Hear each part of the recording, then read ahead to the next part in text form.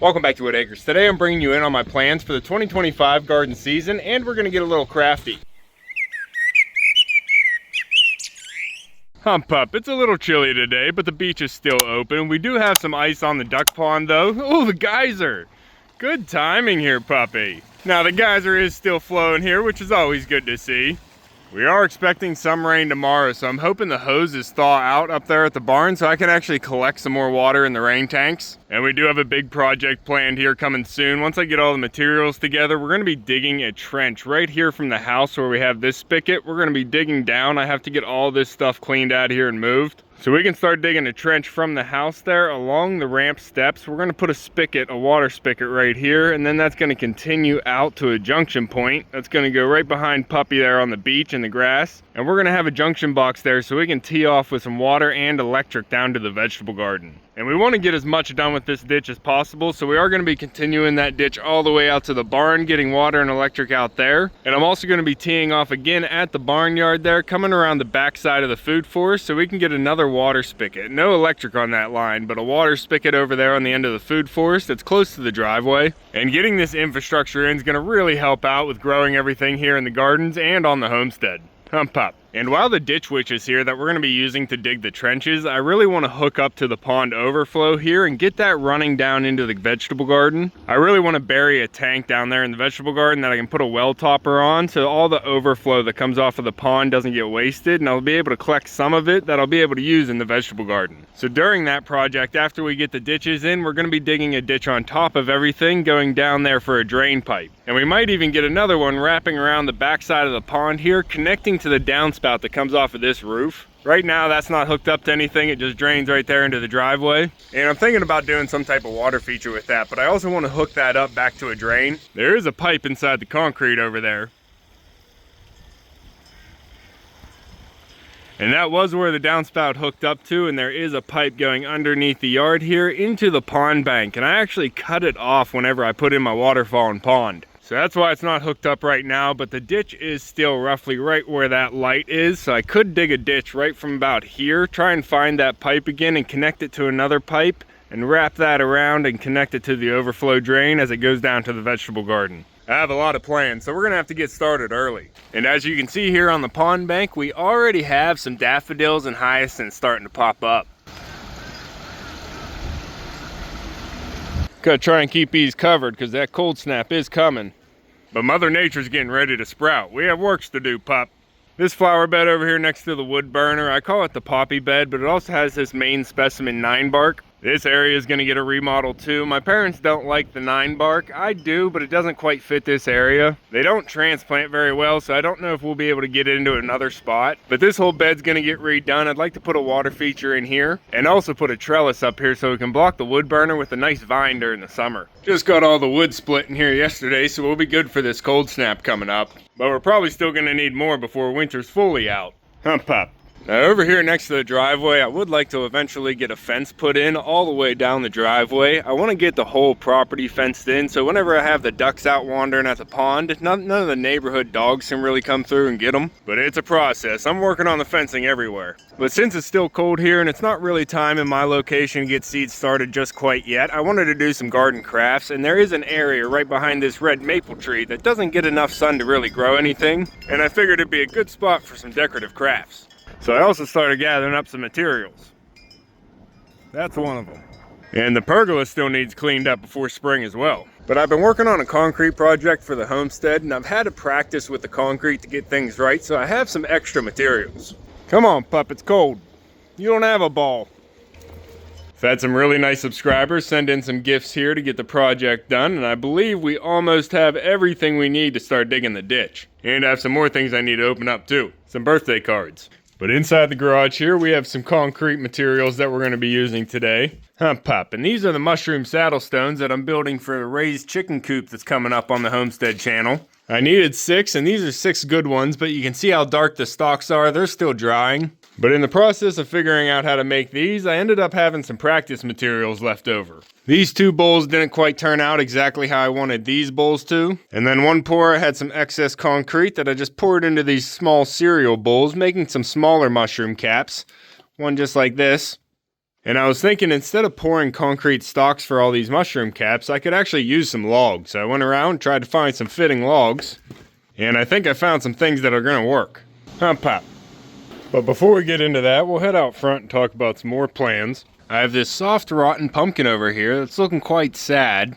And if I try and grab this thing and pick it up, all the innards are going to fall out. So I'm just going to wait a couple days until we have the cold snap and it's frozen solid one morning. That's the last one I got to get. But off the front porch here, I'm going to have some weeding to do because of all the volunteers that this Rose of Sharon drops. But this bed here is also full of hostas that I'm going to want to dig up and try and separate out this year so I can get them spread around the property some more. This area is now healthy and full enough that I'll be able to chip off some of each hosta and really spread them around the property because I want everywhere full of these hostas. So whenever they're blooming, it's a nice consistent purple bloom all over the property. I also need to figure out what I'm going to do with this hemlock circle. I need to get my wagon wheel back out here, but that has to get stained again. But I'd like to do a ring of plants around here, but I'm not sure which plant to do. I did burning bush and that looked really good one year, but it didn't do too well on the back side where it doesn't get as much light as this front side. So I'm still mulling around some ideas here. I don't like doing too much filming out here in the front because it is close to the neighbors and they can hear me when I talk. But along the road there, we do have a lot of volunteer oak trees that the chipmunks and the squirrels have planted for me. They're a few years old now. They're about 6-7 feet tall, and I really want to get those dug out this spring and moved around the property so I can get them all lined up where I want them. And then I want to get a nice evergreen hedge going across that row again. We had arborvitaes, but all but one's dead. And the one left isn't looking too good now.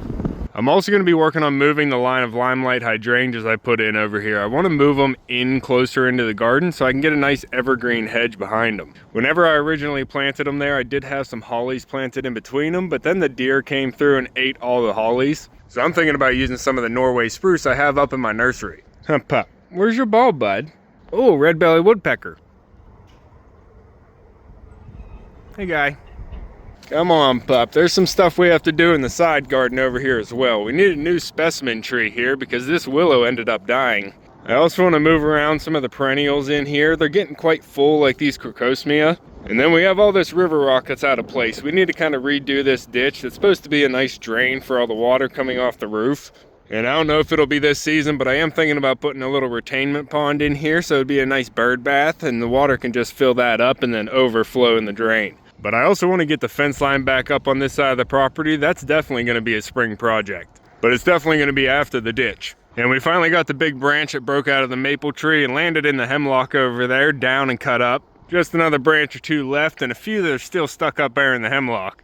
But it's going to be really nice whenever we get the electric and the water down here. I'm going to be running the ditch right into the pollinator patch here and putting the faucet right inside and the electrical box if the wire will reach. The wire might end up being a little bit short and it might end up putting the box over there by the entrance, but I'm sure we'll be able to get it into the garden here. And I was talking about digging a ditch so we can bring the overflow off the back of the pond around the edge of the garden here and then actually bring it in where this culvert pipe is. This is where I'd actually bury the tank and then I'd put some type of well topper on here that'd be nice and decorative and I could drop a bucket in or a pump and actually get some water out here for the gardens. I got a lot of plans. Which brings me to the big project down here in the vegetable garden, which is going to be the continuation of the fence that comes off of the side garden. I actually have some tall metal posts that I'm going to be lining up going down this fence line. It has chicken wire on it right now, but we're going to be replacing that. And I want to be putting in a tall fence with some shade cloth up that'll actually have some nice privacy over here in the vegetable garden. Because we never know when someone's going to build a house in that field down there.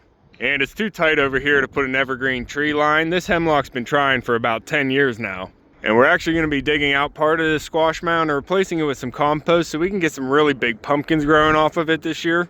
And we also have to get the pumpkin patch ready over here for the main specimen. That's my main goal. I want to grow a giant pumpkin or a bunch of them. All the other vegetables I'm going to be growing, if any of them make it, it's just going to be bonus. This bed is already asparagus, but we are going to be filling up the rest of these raised beds here with some greens and vegetables to eat during the summer. But priority is the pumpkin. So one big project is going to be to get that fence line all cleared out, lay it out with the new piping, and then we're going to have to actually set that piping in with some nice deep holes filled with concrete. The posts I have to use I think are about 17 feet, so we're going to be putting about 3 to 4 feet into the ground with concrete, and then they're going to be sticking up at least 12 feet. And then I want to put some shade cloth across there so it's a nice opaque wall, and that'll give some nice privacy to the gardens over here.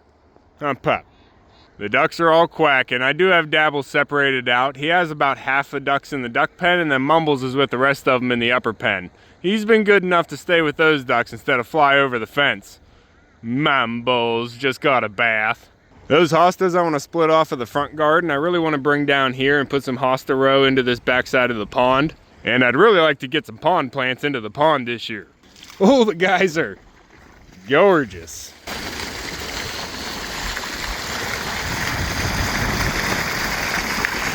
Up, up. Beach is open. Now the pond bank is probably one of the first gardens we're gonna get into. I do want this pond bank looking nice for all the spring blooms to come up. And we gotta take care of these step pots again. And the rose garden is something we need to work on this year as well. I already see a hyacinth popping up.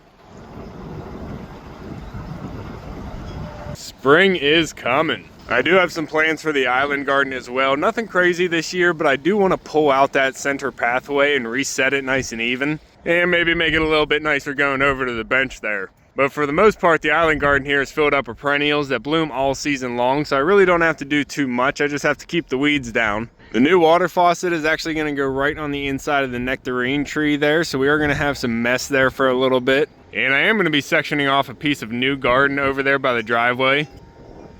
But I got to get all those rocks cleaned up first. It might end up being a rock garden for a little while. And it is cold out here. My hand is freezing. So I brushed little girl and I filled up this suet cage with her fur so the birds can take some to keep warm at night in their nest. Hopefully someone moves into the gourds. I haven't seen anybody inside yet. Duchess, you gotta get out of there, Duchess. I just saw a hawk here earlier. That's a free bird there. I did see a hawk flying earlier whenever I went and got hay for the homestead. But she's a fence jumper, I can't keep her in. And no, I don't clip wings here. They gotta be able to fly to get away from predators. Pop. But I could go on all day with my plans. Let's get to the garden crafts. Pop. I only saw that shabunkin the one day. I haven't seen the second one or that same one since. Still keeping an eye out every time I walk past though. Come on, pup. Now before we get into making some mushrooms, I do have this prototype mushroom here in the basement. I don't know how to quite get it out of the basement yet because it weighs over 100 pounds. But this was the prototype mushroom I made before I made the 6 out in the garage. And this one's just going to go into the garden for decoration. But I had a little bit of concrete left over making those 6, so I stuffed it into a sock here and I brought it down and set it on top of this mushroom. And we're going to cut it open and see what it looks like today. I don't know if it'll come out of the sock. Nah, it's kind of stuck. I'm just going to cut it. It's an old baseball sock from Little League, so we're not too worried about it.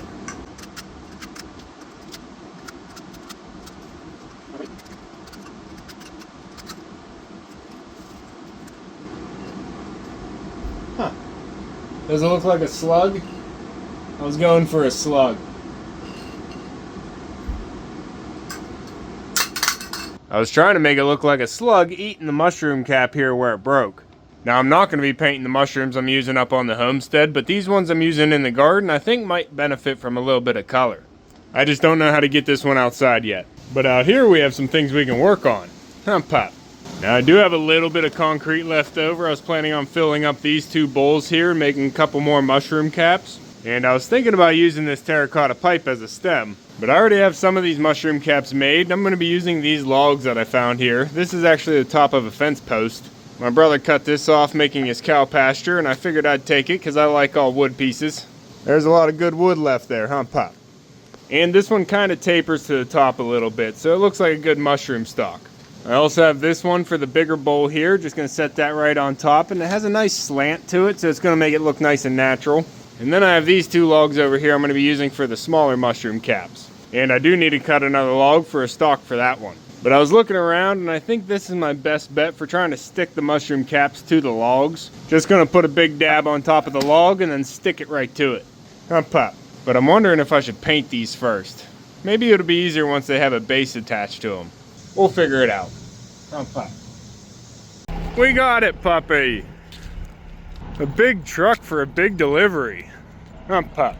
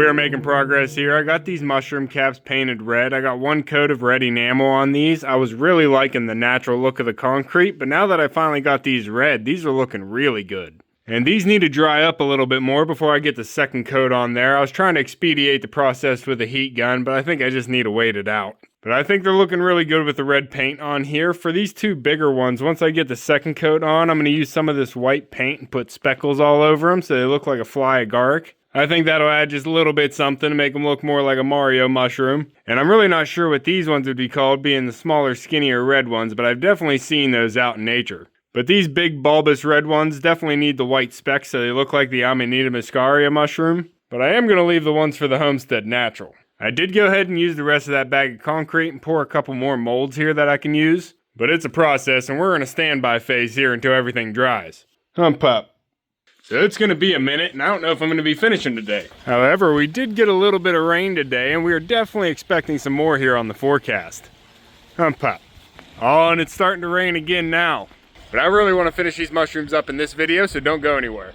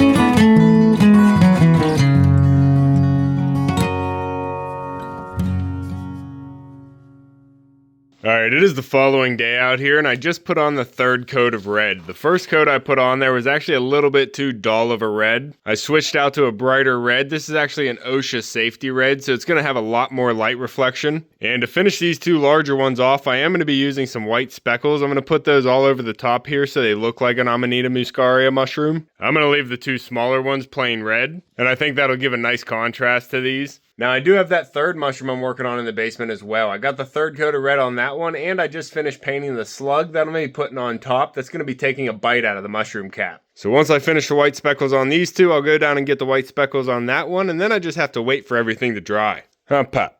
And we might be able to pop these out of the molds here and have them finish up drying as well. We're not going to get into finishing these for this video though, but I'm really excited to get into even more crafting this year, so if you have any good garden craft ideas, leave them in the comments down below. I'm going to get these ones all finished up and then I can start figuring out what kind of stems and stalks I want for those caps. It's a process, and my mom's going to be wanting to park her car back in my workshop here soon. So I am going to have to figure out how to pick up all these heavy mushrooms and get them moved out.